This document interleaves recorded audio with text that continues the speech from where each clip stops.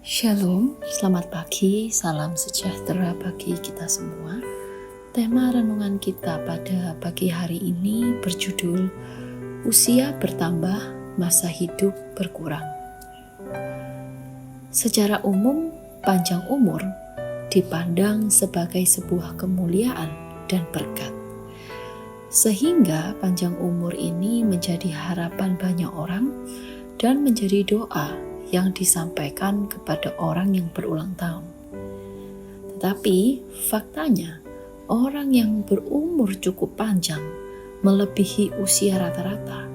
Umumnya mereka tidak ingin hidup lebih lama, karena bisa dipastikan mereka akan hidup dalam ketidaknyamanan karena kondisi fisik yang pasti merosot dan secara sosial terabaikan. Mazmur 90 ayat 10 menuliskan, masa hidup kami 70 tahun, dan jika kami kuat 80 tahun. Dan kebanggaannya adalah kesukaran dan penderitaan, sebab berlalunya buru-buru, dan kami melayang lenyap. Sebuah kepastian seiring berjalannya waktu, usia pasti bertambah. Sampai berapa tahun bertambahnya? Itu semua ada dalam kedaulatan mutlak Allah. Tetapi yang pasti manusia lahiriah akan merosot dari hari ke hari. Dan pastikan ketika manusia lahiriah merosot, manusia batiniah kita atau roh kita harus makin kuat. Dalam 2 Korintus 4 ayat 16 dituliskan, sebab itu kami tidak tawar hati, tetapi meskipun manusia lahiriah kami semakin merosot, namun manusia batiniah kami dibaharui dari sehari ke sehari. Kemerosotan tubuh bisa dihambat, tetapi tidak bisa dihindari. Karena itu jangan sampai terjebak dalam usaha menjaga penampilan tubuh sedemikian rupa, melebihi hal-hal yang lebih penting. Pembaharuan atau pertumbuhan roh tergantung sepenuhnya pada usaha kita. Dalam Kejadian 6 ayat 3, di situ dituliskan, berfirmanlah Tuhan, rohku tidak akan selama-lamanya tinggal di dalam manusia, karena manusia itu adalah daging, tetapi umurnya akan 120 tahun saja.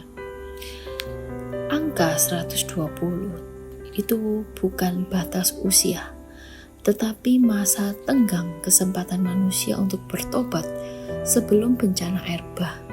Allah tidak akan menghukum manusia dalam tenggang waktu 120 tahun terhitung sejak firman Allah disampaikan sampai penghukuman dengan air bah.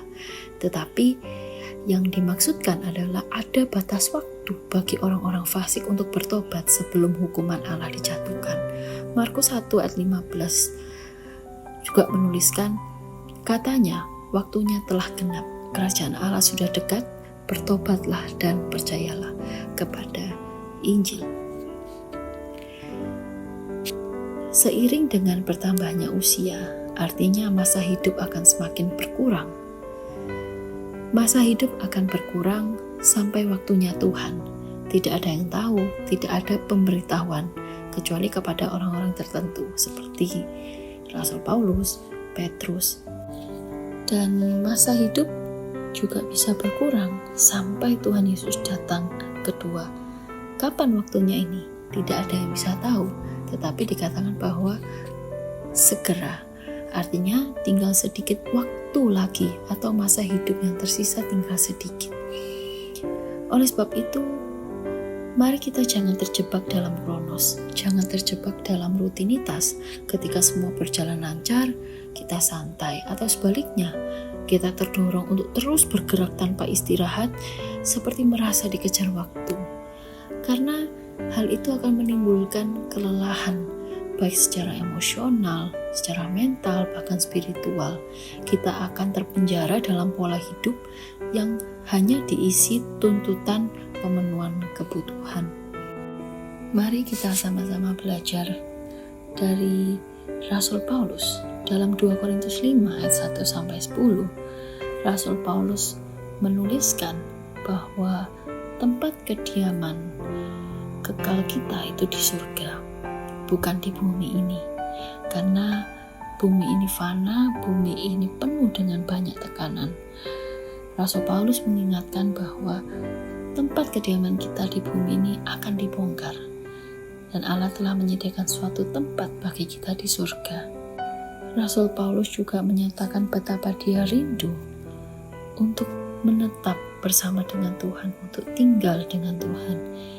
Tetapi masih banyak tugas-tugas yang harus Rasul Paulus lakukan di bumi ini, meskipun dia lebih suka beralih untuk menetap dengan Tuhan. Oleh sebab itu Rasul Paulus tabah dalam menjalani ini semua, dan Rasul Paulus berusaha untuk terus hidup berkenan kepada Tuhan. Karena Rasul Paulus mengatakan bahwa hidup kita masih jauh dari Tuhan.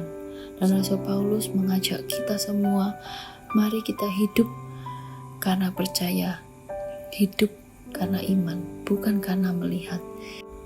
Jika kita melihat kenyataan yang ada di dunia sekarang ini, di mana kita tahu dunia sedang tidak baik-baik saja, kejahatan semakin merajalela, baik dalam kenyataan maupun dalam teknologi, semuanya sedang tidak baik.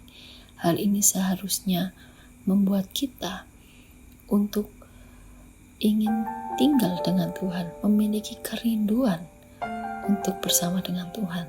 Jika kita masih nyaman berada di dalam dunia ini, kita perlu untuk mempertanyakan bagaimana hubungan kita dengan Tuhan.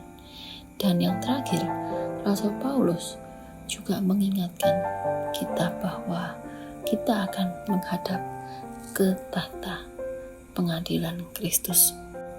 Oleh sebab itu, saudara-saudara yang dikasihi oleh Tuhan, mari jangan sia-siakan waktu yang ada. Pergunakan waktu yang sudah Tuhan berikan kepada kita sampai detik ini. Karena dituliskan bahwa hari-hari ini adalah jahat. Dan mari kita terus mencari dan memikirkan perkara-perkara di atas.